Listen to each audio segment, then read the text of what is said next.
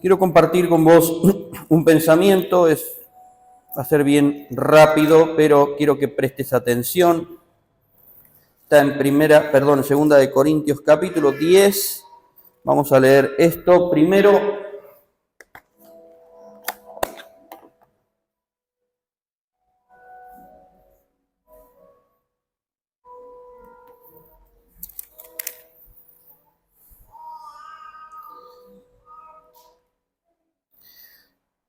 Segunda de Corintios capítulo 10, versículo 3 dice: pues aunque andamos en la carne, no militamos según la carne, porque las armas de nuestra milicia no son carnales.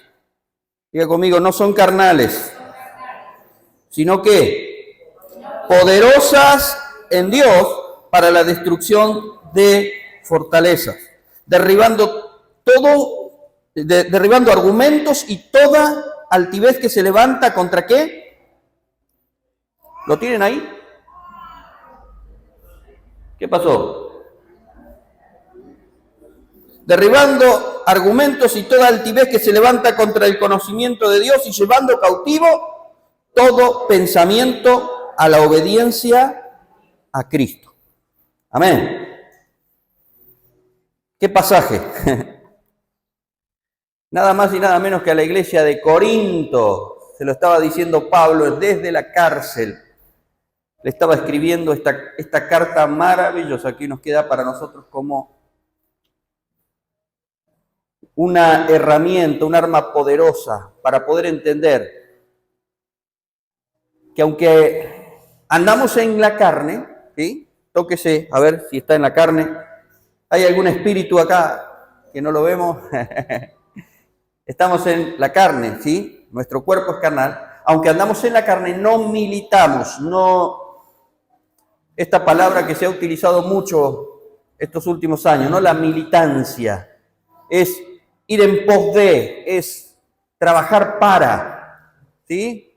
El militar trabaja para un gobierno, una nación, aún da su vida por ella, hace un compromiso, hace un pacto. Nosotros no militamos según la carne, ¿sí? Nosotros tenemos armas poderosas de Dios o en Dios, ¿sí? En Dios lo tenemos todo, tenemos esas armas poderosas en Dios para destrucción de fortalezas, y esas fortalezas deben ser destruidas en el nombre de Jesús. Esas fortalezas que se levantaron para que usted o las personas que usted ama no lleguen al conocimiento de Dios. Porque de eso se trata. Dice, derribando todo argumento y toda altivez que se levanta contra el conocimiento de Dios. Y llevando cautivo todo pensamiento a la obediencia a Cristo. Ese es el propósito por el cual usted y yo somos pueblo de Dios. Dios nos ha dado armas poderosas para destrucción de esas fortalezas mentales que el enemigo ha generado en la mente y en el corazón de tantas personas para que no puedan alcanzar el conocimiento de Dios. Los otros días conversaba con una persona y me dice: yo siento como que tengo una venda en los ojos, como que tengo una venda en la mente, no puedo, yo lo escucho las cosas, pero es como que no me puede entrar, no lo puedo ver. Eso es lo que hace el enemigo.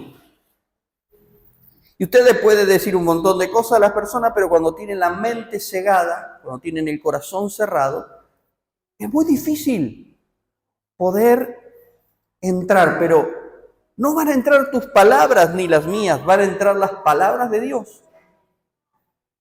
La palabra de Dios es como una espada de doble filo que penetra hasta lo más profundo del corazón. Discierne las intenciones. Pero no solamente la palabra de Dios es esa espada que corta y penetra, también la palabra de Dios es la semilla que es sembrada y que produce fruto. Y qué maravilloso es contar con esa armadura de Dios. Y hoy cuando preparaba este mensaje para ustedes, se me venía a la mente una historia que está en 1 de Samuel capítulo 14. Lo pongo rápidamente en contexto y esta historia es que hacía poco tiempo, un par de años, que Saúl había sido ungido como rey de Israel. Pero estaban siendo acosados por países vecinos, digámoslo así, un ejército muy poderoso y una nación ya conformada, que eran los filisteos. Eran hombres guerreros que los habían asustado, los habían atemorizado, les habían coartado todo, al punto que ellos no podían ni siquiera fabricar armas. Todos los herreros que habían en Israel tenían prohibido fabricar armas. Solamente 2 personas tenían armas, lanza y espada. Uno era el rey Saúl y otro su hijo Jonatán. Pero en un momento, Jonatán se cansó de que el enemigo les robe la libertad, que el enemigo los atemorice, que el enemigo siga sembrando en su mente y en su corazón el temor. Y dijeron, si Dios está con nosotros, Dios nos tiene que dar la victoria. ¿Cuántos creen que Dios está con usted? Amén. Diga, Dios está conmigo. Amén.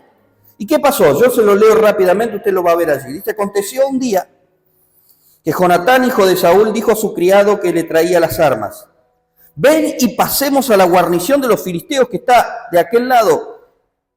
Y no lo hizo saber a su padre. Y Saúl se hallaba al extremo de Gabaa, debajo de un granado que había en Migrón, y la gente que estaba con él era como 600 hombres, y Ahía, hijo de Ahitob, hermano de Icabod, hijo de Fines, hijo de Elí, sacerdote de Jehová en Silo, llevaba el efod, y no sabía el pueblo que Jonatán se hubiese ido.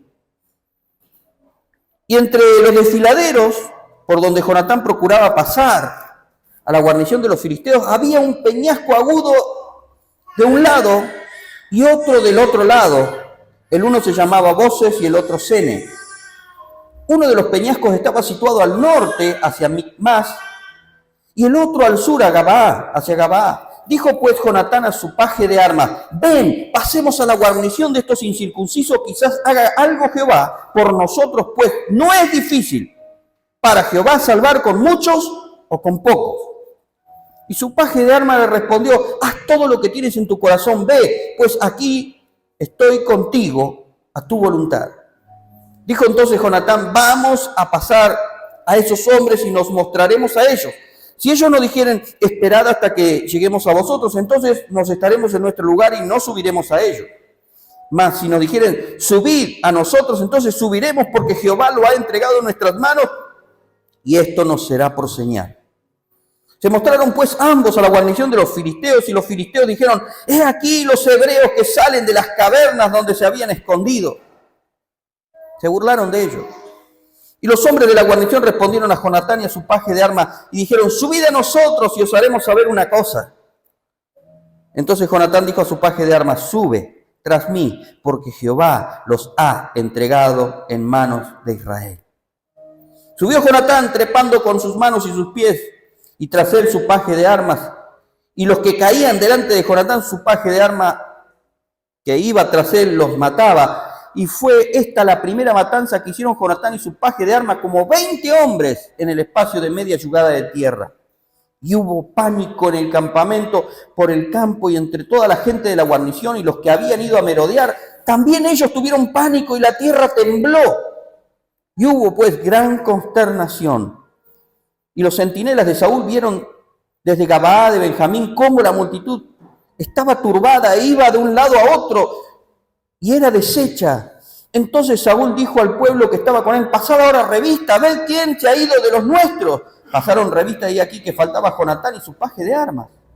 Y Saúl dijo a Ahía: trae ahora el arca de Dios, porque el arca de Dios estaba entonces con los hijos de Israel. Pero aconteció que mientras aún hablaba Saúl con el sacerdote, El alboroto que había en el campamento de los filisteos aumentaba, iba creciendo en gran manera. Entonces dijo Saúl al sacerdote: detén tu mano. Y juntando Saúl todo el pueblo que con él estaba, llegaron hasta el lugar de la batalla.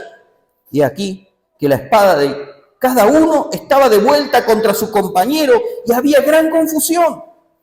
Y los hebreos que habían estado con los filisteos tiempo atrás y que habían venido con ellos de los alrededores al campamento, se pusieron también del lado de los israelitas que estaban con Saúl y con Jonatán.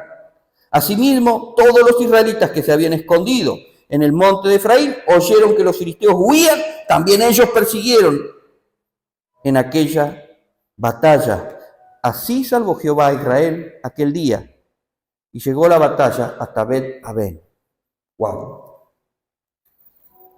Yo rescato varias cosas de aquí, pero brevemente se las quiero decir. Usted lo lee después tranquilo en su casa. La primera de ellas, la consecuencia del pecado es esclavitud, es temor. Saúl había desobedecido a Dios. Saúl se había apresurado, había cambiado la religiosidad, había cambiado a Dios por religiosidad, había cambiado el temor de Dios por el temor de la gente, y Dios lo desechó, y consecuencia de ello estaban pasando lo que estaba pasando. Pero se levantó un muchacho, su propio hijo, al ver lo que el enemigo estaba haciendo, pero creyendo en lo que Dios podía hacer. Mire, hay dos maneras de mirar la vida. Usted puede mirar la vida en lo que el enemigo le está haciendo, o puede mirar la vida a través de lo que Dios puede hacer en usted y a través suyo. Y es una decisión que nadie más que usted puede tomar. Usted debe tomar la decisión. ¿Voy a mirar la vida a través de lo que Dios quiere que vea, a través de la fe y de lo que Dios va a hacer? ¿O me vivo quejando de lo que está pasando, me escondo en las cavernas como hacía el pueblo y no tenía armas para pelear? Porque el enemigo le había robado hasta las armas para pelear. Las armas que Dios nos ha dado son poderosas en Dios para destrucción de fortalezas, leíamos recién. ¿Y cuáles son esas armas? Si no es la oración, si no es la palabra, si no es la adoración. Pero el enemigo le está robando eso a muchos. No hay tiempo para orar, no hay tiempo para congregarse a adorar, no hay ganas de leer la palabra y estamos desarmados y escondidos mientras el enemigo nos roba la bendición. Pero se levantó Jonatán creyendo en lo que Dios podía hacer, porque él entendió que para Dios es lo mismo salvar con mucho que con poco. No importa tus fuerzas, si tenés pocas o muchas, no estamos creyendo en nuestra fuerza, sino en la fuerza del Dios que lo tiene todo. Y Dios le dio la victoria. Él subió y fue con esa espada en sus manos, derribando, y su paje de armas, que iba aprendiendo también, terminaba el trabajo. Y necesitamos, hermanos, empezar a subir por los despeñaderos, empezar a entender de que no es el enemigo el que tiene que estar arriba, sino nosotros. Que cuando eso ocurre, muchas cosas se empiezan a cambiar. Ahora, hay algo que me llama la atención tremendamente de este pasaje. Es que muchos de los hebreos que tendrían que estar de este lado, estaban del otro lado. ¿Has sentido que quienes tendrían que estar ayudándolos parece que estuvieran del lado del enemigo? Y ahí estaban.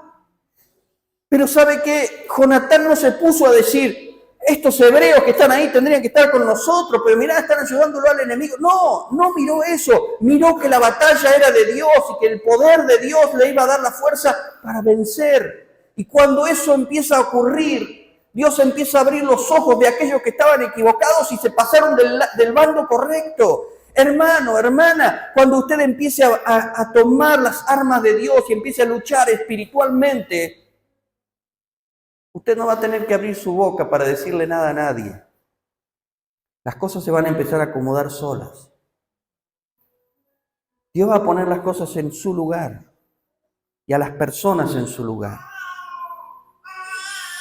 Y después todos salieron de las cavernas y todos salieron a perseguir al enemigo. Claro, pasó lo mismo con David cuando le cortó la cabeza a Goliat. Durante 40 días este gigante estuvo amedrentando y todos tenían miedo. Ahora cuando David le cortó la cabeza, todos se envalentonaron. No es algo que nos tiene que preocupar. El Dios que mira los corazones está mirando tu corazón. ¿De qué manera estás delante de Dios? Yo te animo a que tomes las armas espirituales de Dios y que se destruyan esas fortalezas. La primera fortaleza que tenés que destruir no está fuera de ti, está dentro de ti, está en tu mente. Es ahí donde el enemigo sembró mentiras, es ahí donde el enemigo siembra la falta de fe, es ahí donde el enemigo siembra desconfianza, es ahí donde el enemigo siembra desgano, pensamientos de fracaso.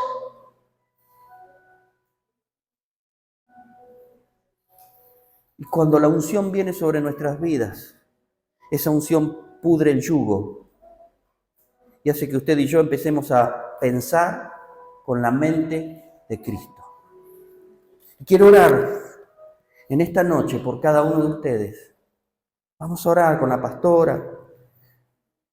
Vamos a ungir con aceite su cabeza, creyendo que Dios va a hacer la obra que tiene que hacer en cada uno de nosotros y esta gran iglesia, este gran lugar, se va a iluminar por la presencia de Dios a fin de que todos lleguen al conocimiento de Dios.